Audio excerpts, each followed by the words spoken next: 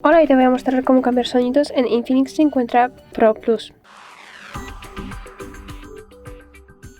Para hacerlo tenemos que entrar en la aplicación Ajustes y buscamos sonido y vibración, y para cambiar sonidos tenemos que elegir tono de SIM 1. Cuando volvemos ya se guarda. De la misma manera podemos cambiar tono de SIM 2 y además sonido de notificaciones.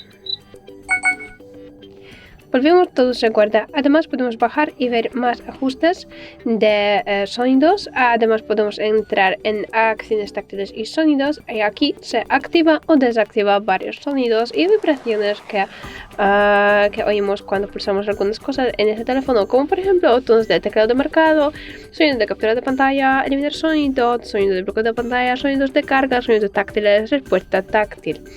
Es todo sobre sonidos y vibraciones. Muchas gracias por ver este vídeo.